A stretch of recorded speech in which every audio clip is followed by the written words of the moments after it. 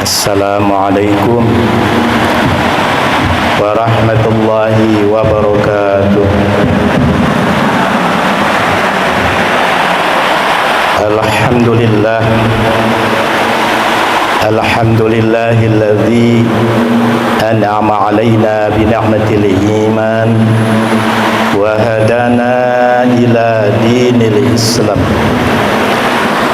Allahumma salli wa sallim wa barik ala sayyidina wa maulana Muhammadin wa ala alihi wa sahbihi salatan wa salaman daimain mutalazimain ala mamari tuhuri wal ayyam. Amma ba'd.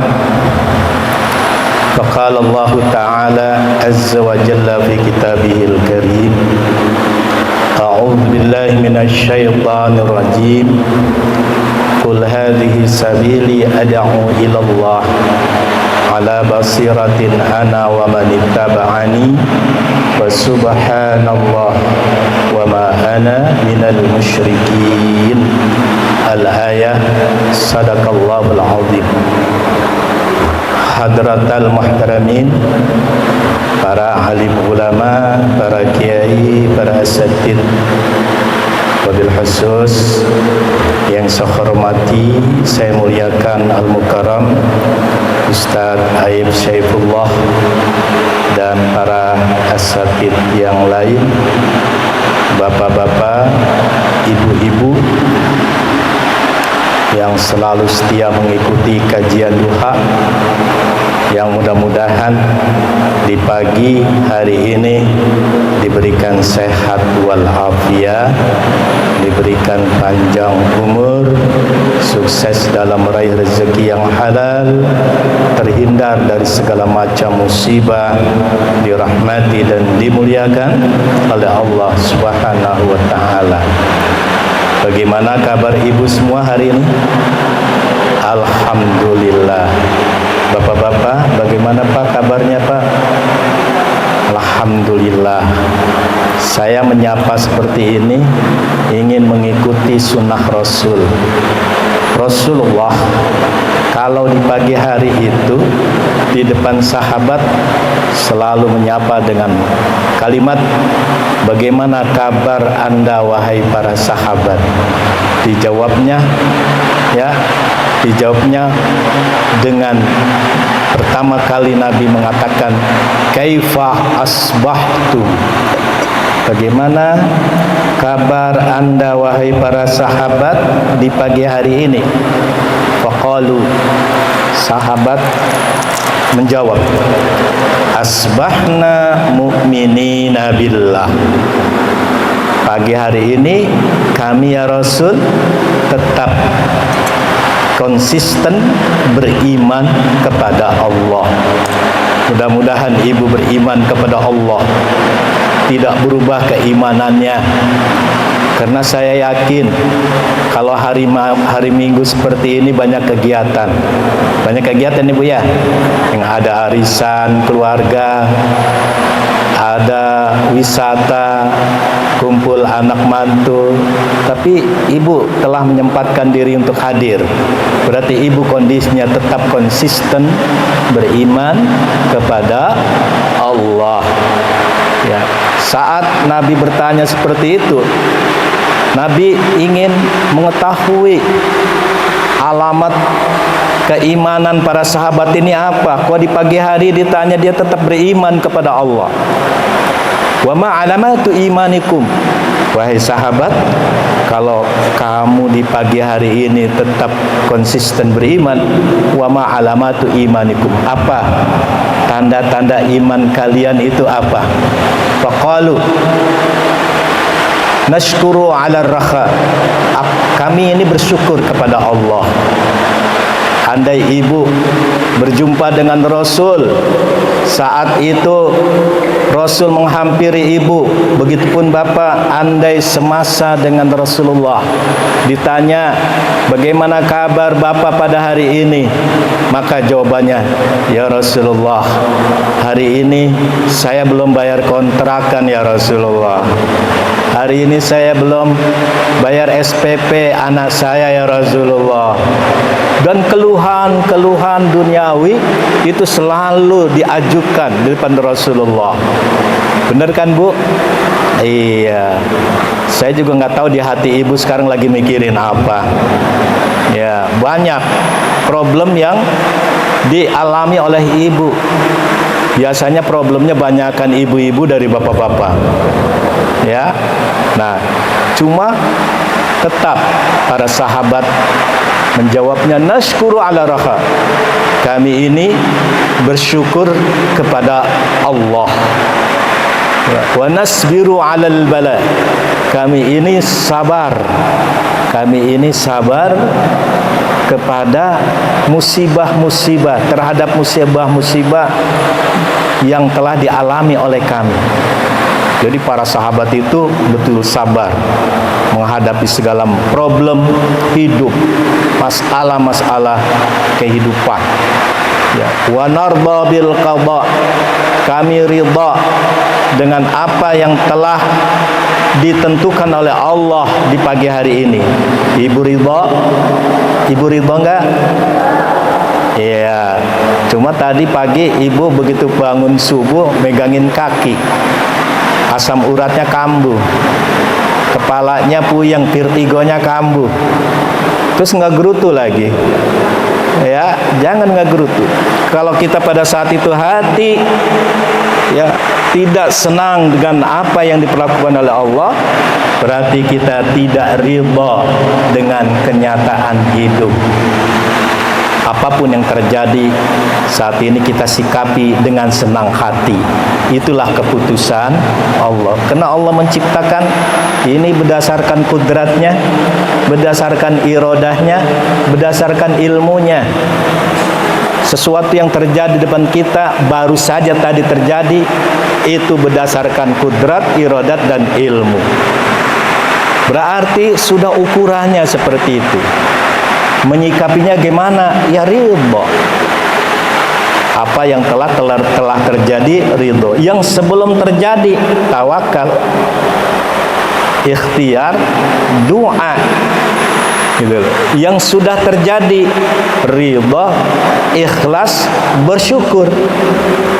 Itu yang sudah terjadi. Nah, ibu, berarti Rasulullah Sallallahu Alaihi Wasallam tidak putus-putusnya ya menghimbau kepada umat di berbagai keadaan, di setiap zaman, di setiap pertemuan, dengan kalimat hadisnya yang sahih, jaddidu imanakum biqauli la ilaha illallah.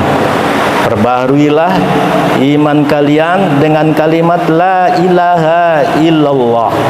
Berarti suruh mengaji kembali pemahaman tauhid, yaitu la ilaha illallah, tiada Tuhan selain Allah. Apa isi la ilaha illallah? Menurut paham ahli sunnah wal jamaah itu mengimplikasikan pemahaman 40 akidah, 41 aqaid, 41 tauhid yang ada dalam kalimat la ilaha illallah.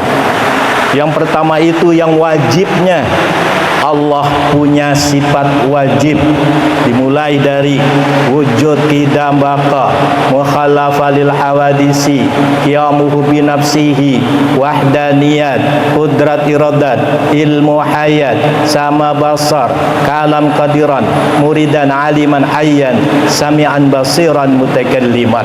20 yang wajib ibu pahami. Ya, dari 20 ini ibu terbagi 4 garis besar. Pertama, nafsiyah. Nafsiyah itu isinya wujud, Allah pasti ada. Kalau diri kita ini pasti tiada. Kenapa dikatakan pasti tiada? Saya mau tanya ibu. Ibu tadi subuh ada di mana? Di rumah. Sekarang duha ada di mana? Di sini. Yang subuh mana sekarang? Udah nggak ada. Berarti kita ini pasti tiada. Setiap detik kita bergeser waktu, itulah yang disebut dengan berubah. Hudus, dari tiada menjadi ada. Berarti kita ini wajib tiadanya. Yang pasti adanya Allah. Berarti ini masuk pada sifat nafsiyah. Salbianya dimulai dari kidam, baqa. Kidam artinya tiada awal, baqa tiada akhir. Kalau kita ini tiada ada awalnya, juga ada akhirnya. Awalnya kita ini bayi, anak kecil. Terus akhirnya nanti kita tua, terus mati. Bukan saya nyumpahin ibu mati, bukan. Iya, akhirnya kita akan masuk ke alam barzah. Ya, semua yang ibu miliki itu ditinggal. Betul enggak? Mobil ibu yang bagus ditinggal, rumah ibu yang bagus ditinggal, suami ibu yang ganteng, terus suaminya kawin lagi. Nah, betul kan? Iya, apa yang ibu miliki ini akan ditinggal. Katanya, kata Rasulullah mengatakan begini, ya, wahbib ma'syi'ta fa innaka mufaraqah. Cintai yang kamu punya, kamu mau bakal berpisah. Caranya bagaimana untuk memisahkan? Pertama, hartanya tetap ada, rumahnya ada, mobilnya ada, kita dimatikan oleh Allah. Ya, nah, ibu cari uang mulai dari muda sampai tua, punya mobil, punya rumah, punya sawah. Akhirnya harta itu pindah kepada orang lain. Betul enggak? Nah, misalkan ibu punya anak, anaknya nikah, berarti ibu punya mantu kan? Mantu ini kan orang lain. Nah, terus mantunya mau mengembangkan usahanya, berarti punya harta ibu yang dipakai untuk modal. Betul? Nah, berarti harta ibu pindah ke orang lain. Capek-capek di dunia cari uang sungsang sumbel, sampai malam cari uang, pagi cari uang, nggak pernah ngaji, nggak ada kesempatan untuk ngaji. Begitu meninggal, hartanya tidak dibawa, justru yang menikmati adalah orang lain. Nah, berarti kita ada awalnya, dan kita ada berakhir. Kita juga ya beda dengan Allah. Allah beda dengan makhluk. Mukhalafah lil hawadisi, qiyamuhu bi nafsihi, wahdaniyat. Allah itu esa. Pengertiannya, Allah itu bukan bilangan, baik bilangan terkumpul maupun terpisah, pada zat, pada perbuatannya, pada sifatnya. Maka yang ada di hati kita hanya Allah, tidak ada yang lain. Nah, berarti masuk pada saat itu sifat salbiyah, ibu pahami, masuk lagi kepada ma'ani. Allah punya sifat kudrat, kuasa, irada, kehendak, ilmu, mengetahui, hayat, hidup, sama basar, mendengar, melihat. Terus kalam Allah berbicara, ini ma'ani. Masuk lagi kepada sifat maknawiyah, qadiran, muridan, aliman, hayyan, sami'an, basiran, mutakalliman. Ini maknawiyah, artinya tajalli, penampakan Allah.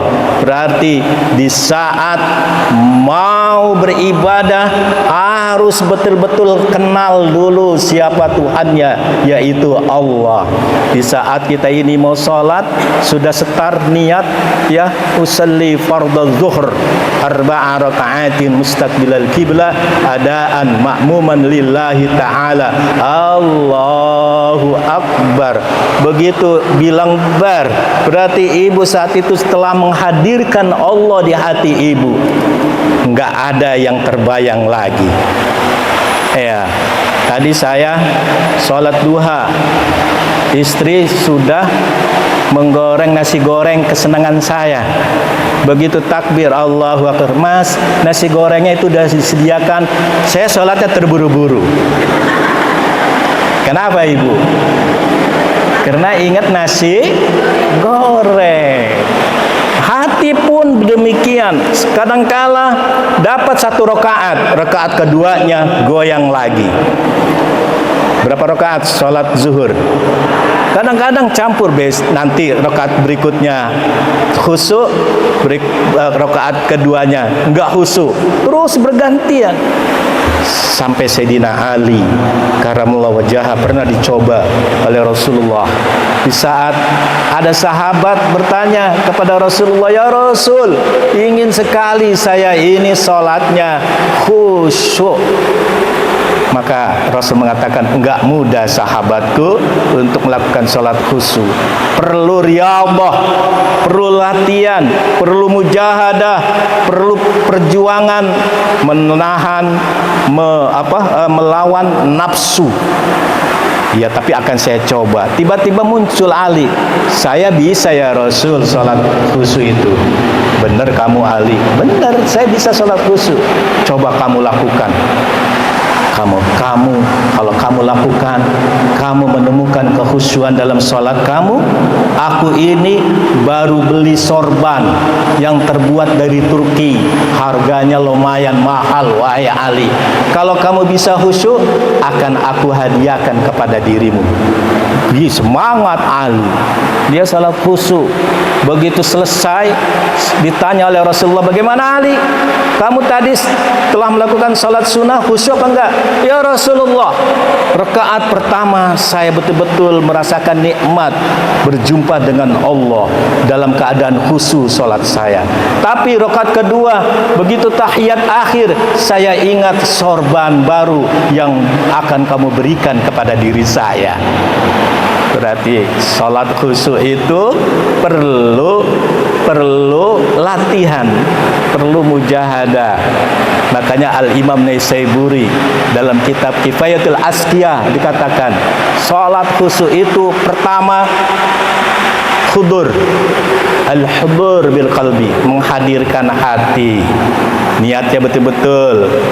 Ya, pernah saya ditanya sama ibu-ibu di pengajian, Pak Kiai, saya itu kalau sholat tengah malam saya nangis sekali.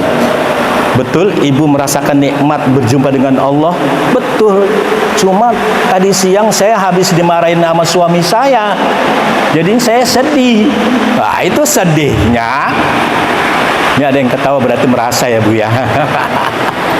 Itu sedihnya bukan karena tazawuk, itu sedihnya karena dimarahin sama suami.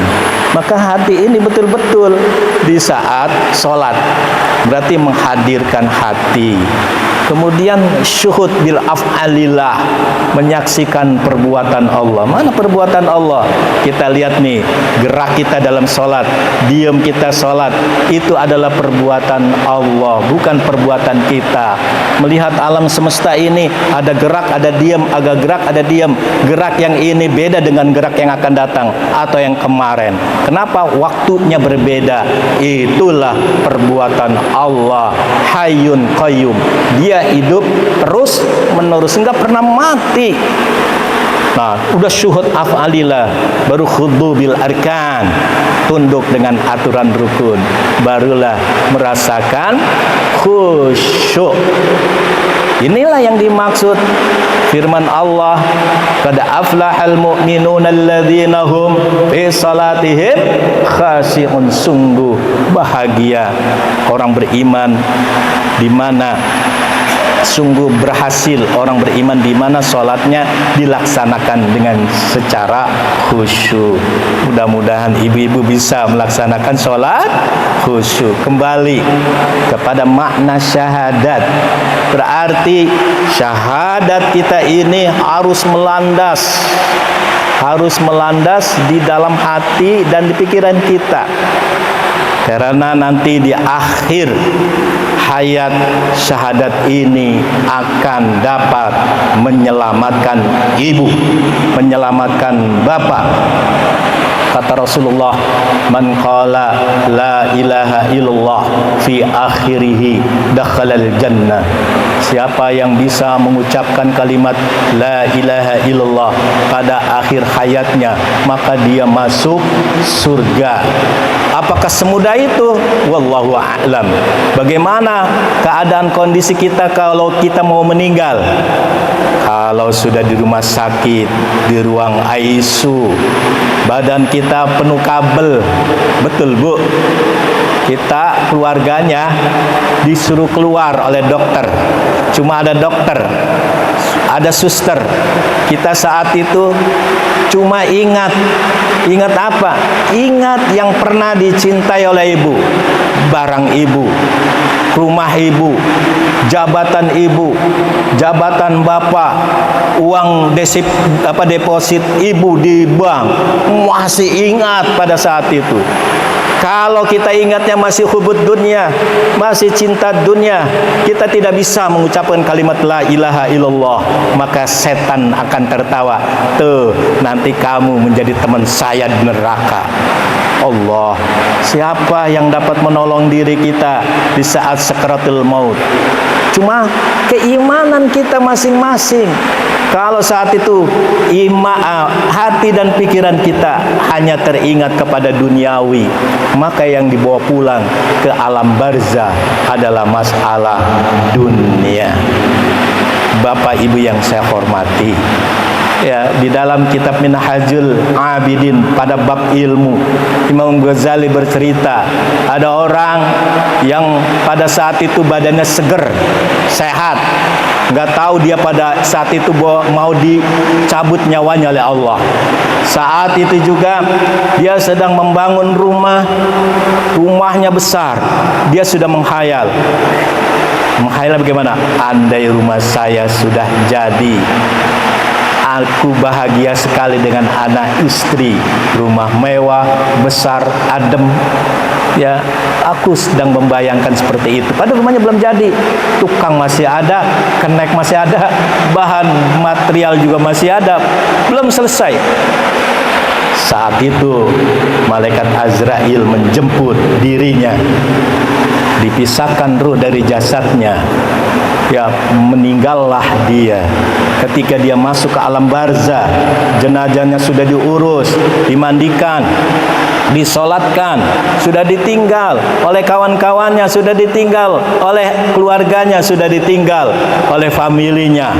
Maka mulailah pada saat itu Munkar Nakir datang kepada dirinya, ditanya, man rabbuka, siapa Tuhanmu?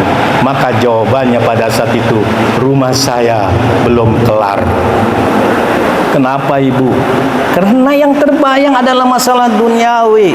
Khawatir kalau Ibu sedang terikat dengan dunia, sedang membangun kontrakan 36 pintu. Begitu ditanya, man rabbuka, kontrakan saya 36 pintu kemana? Karena dunia yang dipikirkan. Maka ini tauhid harus betul-betul masuk ke dalam diri kita. Bapak Ibu yang saya hormati, syahadat kita tidak saja berlaku pada diri kita, juga harus berefleksi kepada orang lain. Inilah yang dimaksud tauhid sosial. Jadi tauhid sosial itu adalah pengakuan bahwa syahadat kita bukan saja pengakuan verbal, tapi lebih dari itu merupakan komitmen yang berdampak sosial.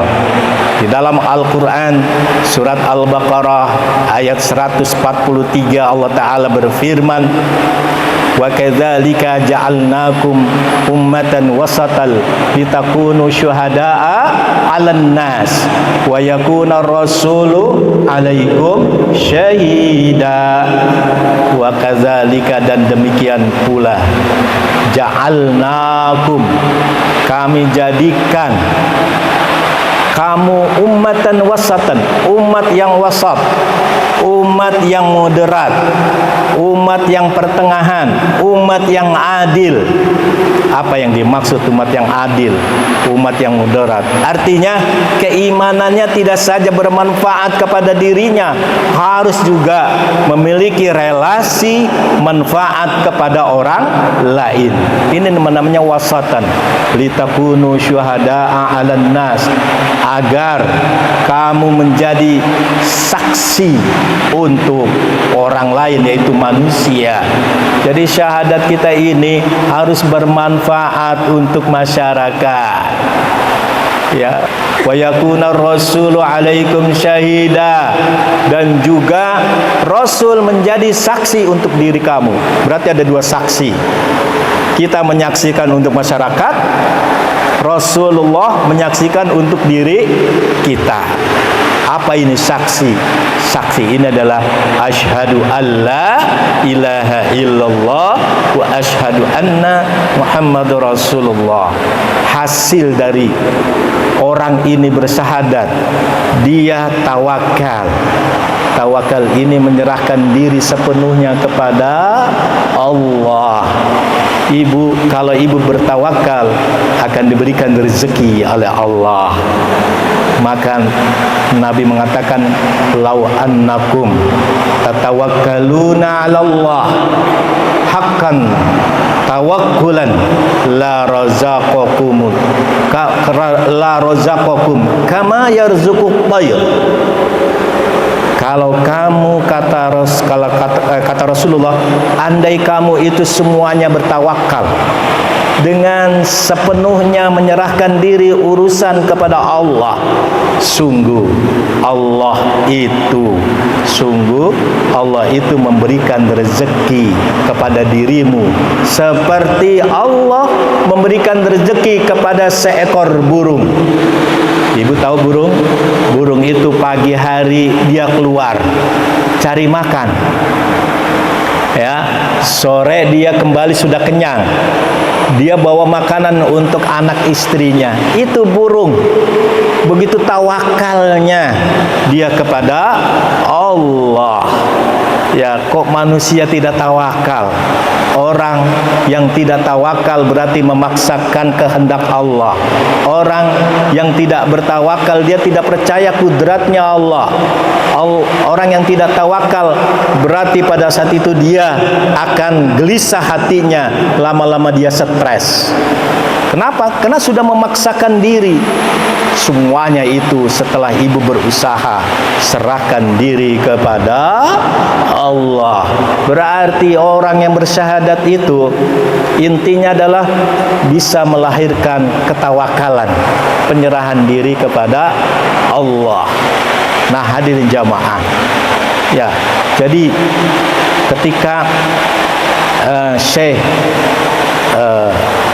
Ibrahim bin Adham ini berjalan sama kawannya mau minum, tiba-tiba ada seekor kijang, bukan seekor tapi banyak kijangnya, mau minum. Kijang ini sumurnya ini airnya ke atas, memuai ke atas, terus tinggal enak gitu, rusa dan kijang-kijang itu minum. Selesai kenyang, turun lagi, surut lagi. Giliran Syekh Ibrahim bin Adham dengan temannya mau minum, itu surut lagi. Maka temannya mengatakan, wahai Ibrahim, giliran kita ini air surut, giliran kijang itu minum, itu air dengan sendirinya ke atas. Kenapa sebab begitu? Jawabannya adalah karena kita kurang tawakal. Kita tidak sepenuhnya menyerahkan diri kepada Allah. Kapan tawakal itu ada mendesak pada diri kita? Kalau ibu sedang naik pesawat, apa yang dirasa ibu? Takut nggak? Yang ada tawakal, udah serah aja lah, nyerahin diri aja. Apalagi kebetulan pesawatnya mengalami hampa udara. Udah, ibu komat kamit itu mulutnya. Betul?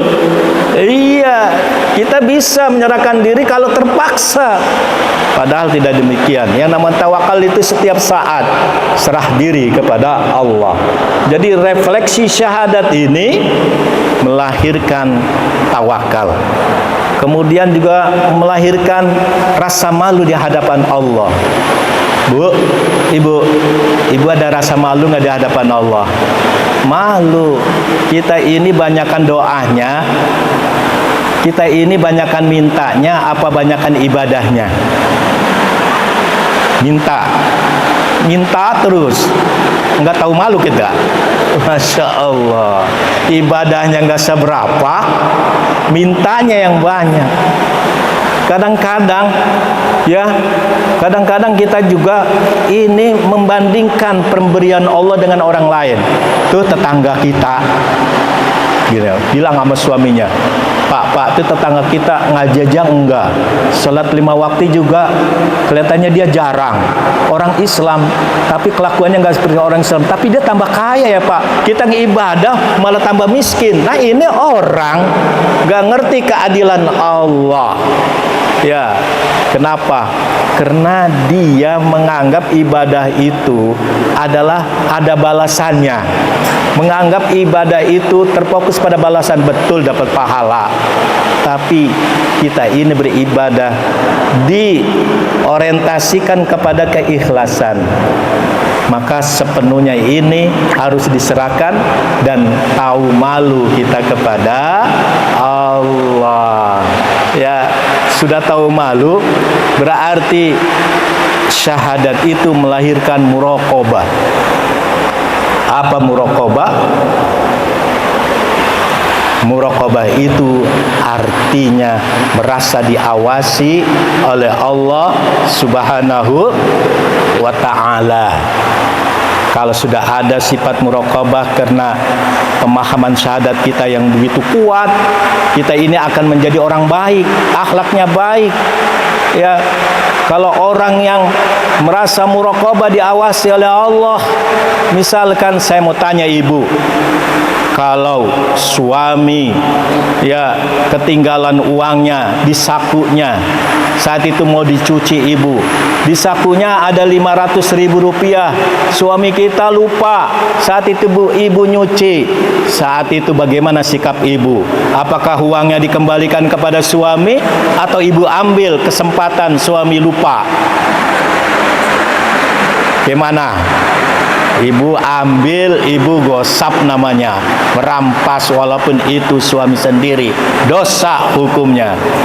Kalau ibu pulangkan pada saat itu, maka ibu akan mendapat pahala yang baik. Kalau saat itu ibu pulangkan, kata suami, udahlah deh untuk kamu aja, alhamdulillah. Iya, Pak Kiai, suami saya itu pelit, kalau nggak nyolong nggak dikasih. Jangan sampai punya sikap seperti itu. Ya, mudah-mudahan ibu-ibu di sini punya sifat muraqabah. Jadi takut dengan ancaman suami. Syahadat itu juga ya akan melahirkan musyahadah. Selalu yang disaksikan adalah perbuatan Allah. Dengan muraqabah, tahu malu, musyahadah dan tawakal, maka ibu membentuk akhlak yang baik. Syahadat ini menjadi figur, ibu menjadi panutan. Panutan siapa? Masyarakat. Berarti konsekuensinya syahadat itu adalah bisa mengajak orang lain. Figur kita ini minimal akhlak kita baik, itu bisa menjadi daya tarik orang lain mengikuti akhlak kita yang baik. Ini saja yang dapat saya sampaikan. Ya, mudah-mudahan ada manfaatnya. Dan ada yang mau bertanya, saya persilakan.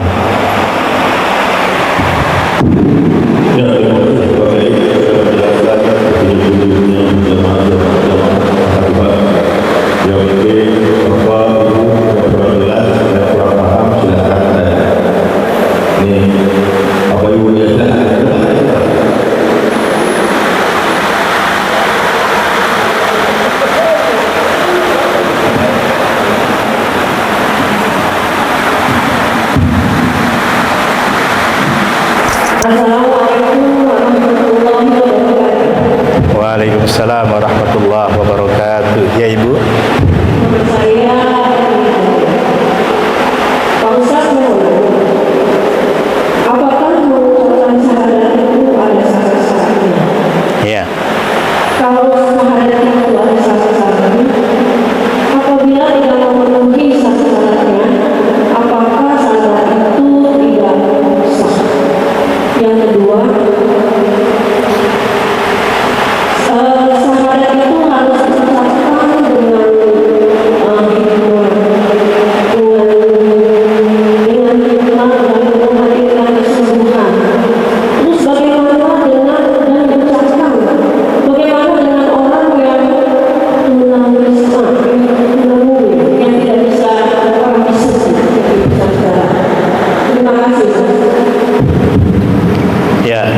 apakah syahadat itu ada syarat?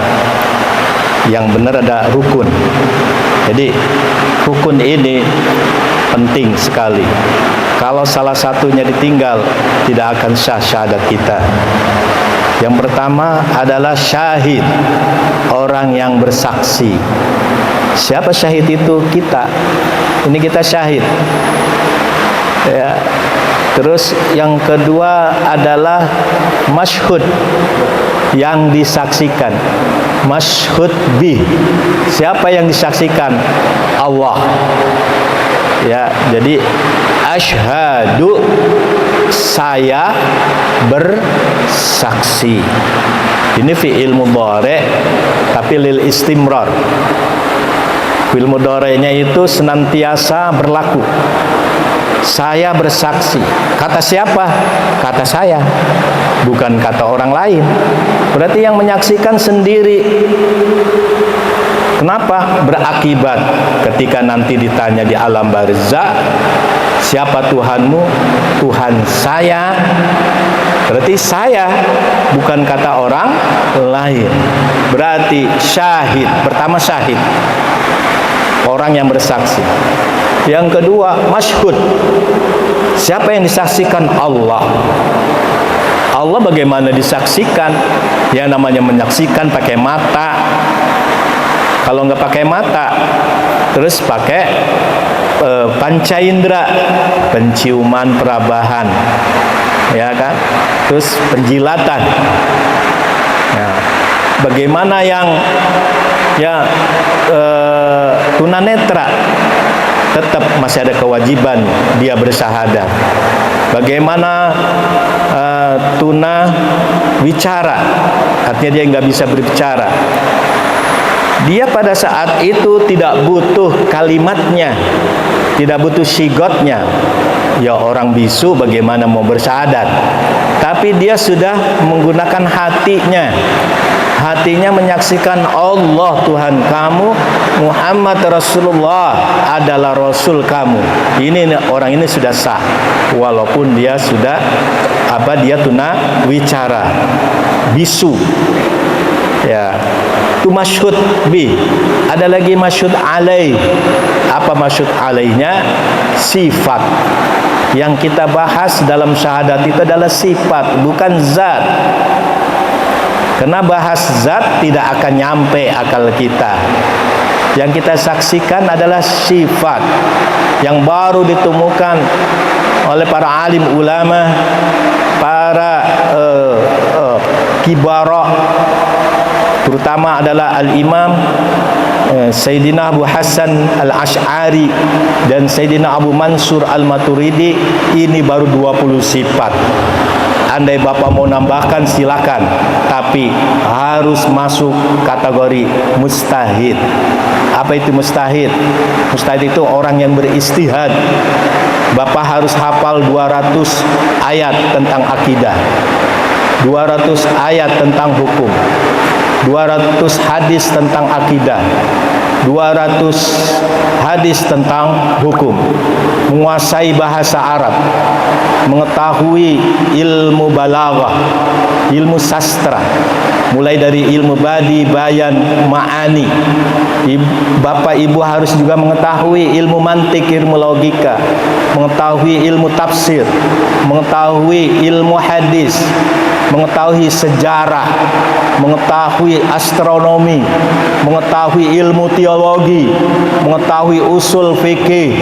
Ada nggak bapak-bapak yang punya ilmu seperti itu? Kalau belum, ikutin saja yang 20 sifat. Ya, jadi harus punya kriteria. Al-Imam Abu Hasan Ash'ari, Al-Imam Abu Mansur al-Maturidi ini menemukan 20 sifat sama yang diimani oleh beliau dengan para sahabat. Para sahabat ini sama apa yang ada dalam hatinya dengan Nabi Muhammad sallallahu alaihi wasallam. Itu masyhud alaih. Pertama syaratnya syahid. Kedua masyhud bi. ketiga masyhud alai, baru sighat. Sighat itu adalah bacaan asyhadu alla ilaha illallah wa asyhadu anna muhammadur rasulullah. Jadi ibu yang bertanya tadi, ada syarat, betul. Kalau dia bersyahadat tidak menyaksikan inti syahadat itu, maka tidak salah syahadat itu. Harus berulang-ulang. Ada orang makan dulu baru bayar. Ada enggak? Daripada makan enggak bayar. Apa namanya kalau makan enggak bayar? Bu, bisa nyolong, bisa mencuri. Nah, kalau kita ketika ngaji sifat Allah itu belum selesai, ini beranggapan bahwa kita ini makan tapi belum bayar, alias ngutang. Kalau nanti ibu mau bayar, berarti ibu sedang mengaji sifat 20 ini. Harus dituntaskan sampai selesai, sampai sifat Rasul ibu bahas. Ibu yakin Nabi Muhammad adalah Rasulullah, maka itu sah syahadatnya. Kalau sah syahadatnya, berarti sholatnya sah, puasanya sah, umrohnya sah, ibadah hajinya sah, sedekahnya sah, zakatnya sah. Kalau ibu syahadatnya tidak sah, bapak-bapak syahadatnya tidak sah, berarti batal sholatnya, batal puasanya, batal umrohnya, batal sedekahnya. Masya Allah, bisa ya mengakibatkan seperti itu. Karena itu jangan ditunda untuk membahas syahadat. Ya, inti kita ini menjadi orang mukmin sejati adalah syahadat. Maka perbaiki syahadat kita.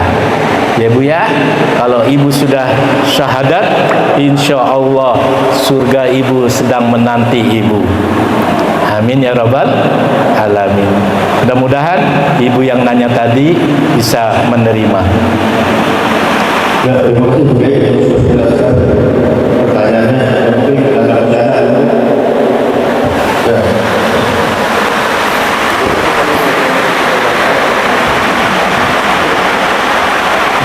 Bismillahirrahmanirrahim.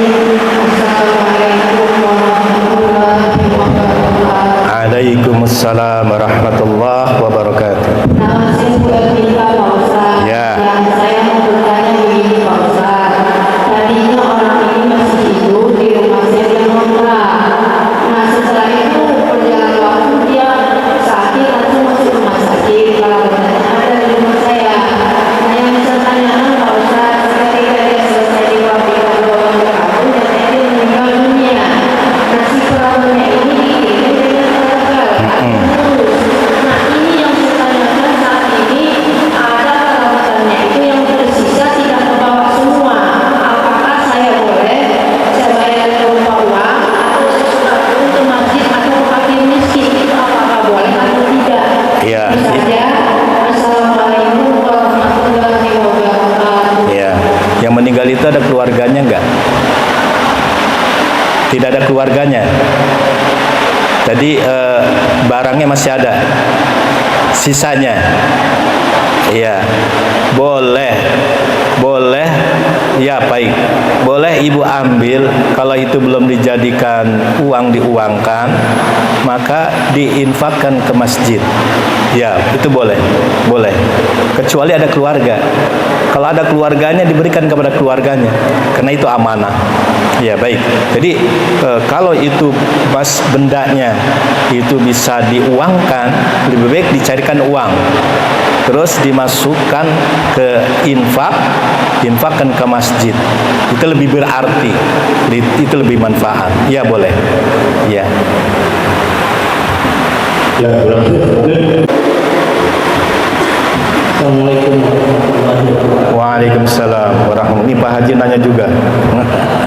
Pak Kiai,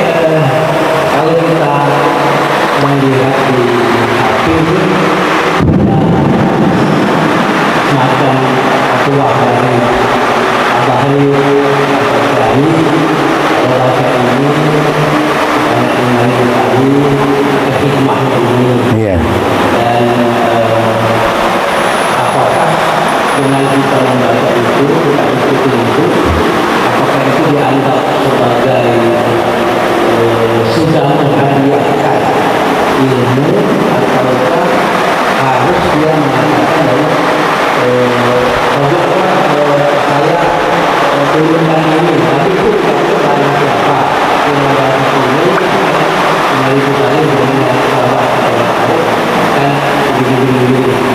Kita kan tidak harus berburu, tapi kita juga kita ikuti termasuk kita sudah mendapatkan hikmah atau doa. Yang kedua ada kasus waktu. Jadi ada seorang pelaut yang ulangnya 1 tahun sekali dan lama di darat itu hanya 1 bulan. Kemudian istrinya meninggal, ada punya anak umur 5 tahun dijaga oleh ibu daripada istrinya yang meninggal.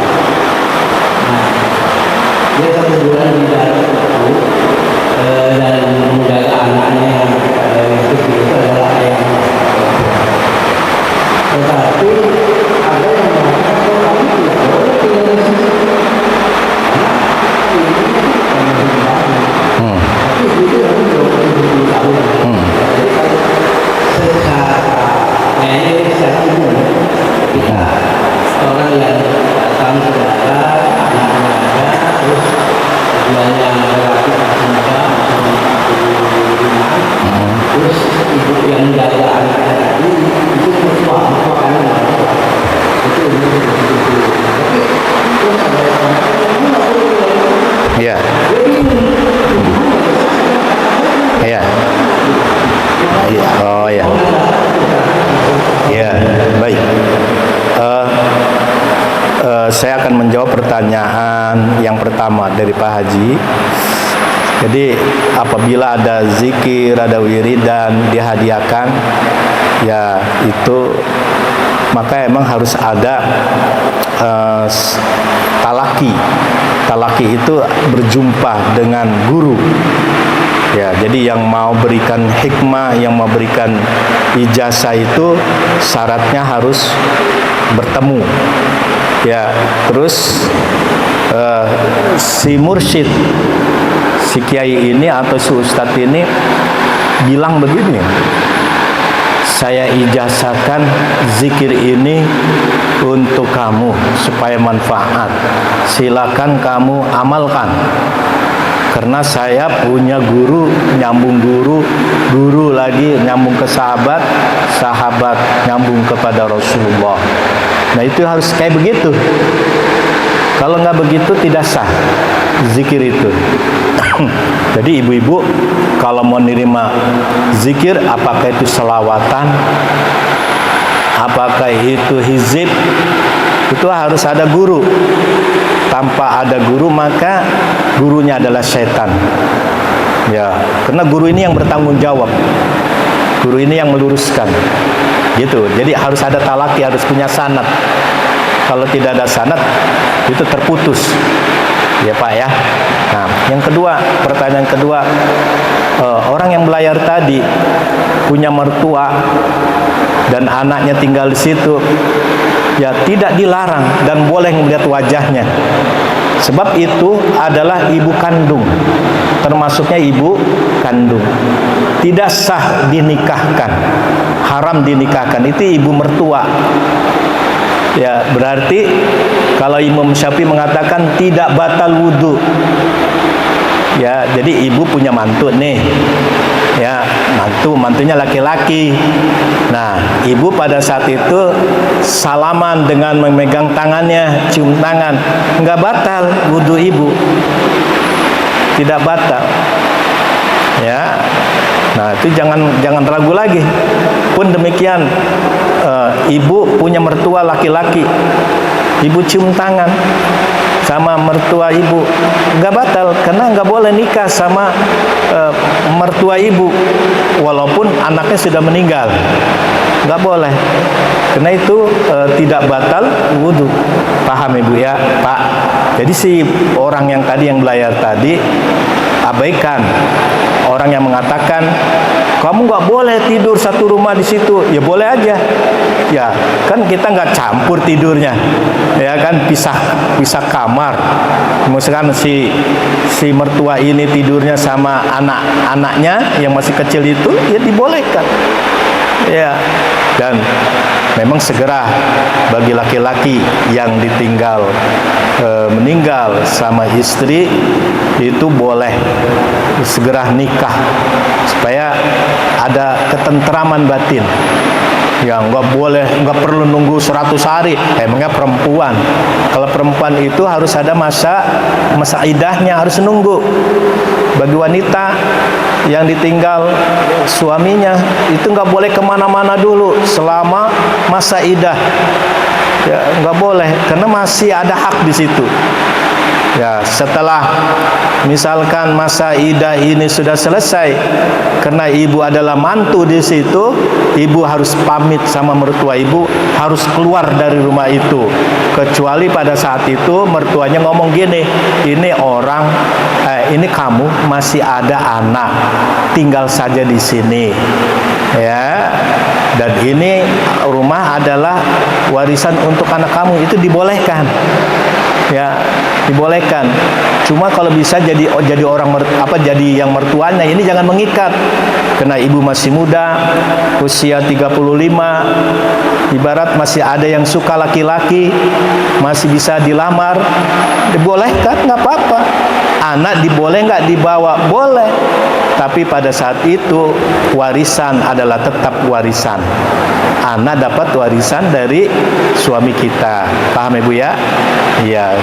Baik, ini saja Pak yang dapat. Memberikan juga kepada kita wirisan apa jadi apakah diajarkan kepada kami supaya kami Ya, betul. Saya yang mengijazahkan saya ini bukan kiai, bukan ustadz atau ustazah, ibu-ibu biasa. Cuma si ibu ini saya anggap orang solihah. Ketika saya berangkat haji, koper saya hilang. Ya, koper saya hilang. Terus kenapa Ustadz kok kelihatannya sedih? Ya Bu, koper saya hilang karena barang-barang ada di koper itu semua. Kalau uang sih masih saya pegang. Oh begitu. Si ibu ini nyantai. Saya anggap itu ibu-ibu pengajian biasa, ya, yang ilmunya nggak seberapa, mohon maaf, tapi dia mengamalkan begini. Pak Ustadz, bukan saya menggurui, nyuwun sewu, ini saya ada ijazah dari guru. Terus bacalah ini dalam keadaan susah. Ya Hayyu Ya Qayyum, Ya Hayyu Ya Qayyum. Ini telaahnya. Ini musyahadah dulu. Musyahadah sifat, kudrat, iradat, ilmu. Baru disimpulkan Hayyun. Terus mencari bukti, dalil-dalilnya yang akurat. Baru dimasukkan ke dalam hati dan pikiran. Baru saya baca Ya Hayyu. Ternyata tas saya yang hilang itu ada di depan saya. Kok siapa yang nganterin, kan gitu. Ya, saya yakin itu. Ketika saya macet mau khotib, udah jam 11:30. Wah, keburu apa tidak nih? Saya baca Ya Hayyu Ya Qayyum, Ya Hayyu Ya Qayyum. Akhirnya itu jalanan agak renggang, itu mobil saya bisa terus melaju. Subhanallah, itulah pertolongan Allah. Ibu mau ijazah dari saya? Ya, coba kita baca 3 kali. Ya Hayyu Ya Qayyum, Ya Hayyu Ya Qayyum, Ya Hayyu Ya Qayyum. Sudah saya lepas, saya ijazahkan kepada Bapak dan Ibu semua. Ya, tinggal diamalkan. Pendek amalannya, tapi manfaatnya ini luar biasa. Kesulitan apapun, Ibu baca ini, insya Allah ada jalannya.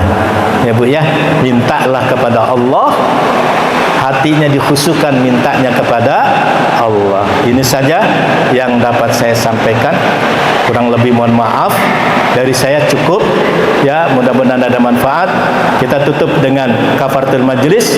Subhanakallahumma bihamdika asyhadu an la ilaha illa anta astaghfiruka wa atubu ilaik.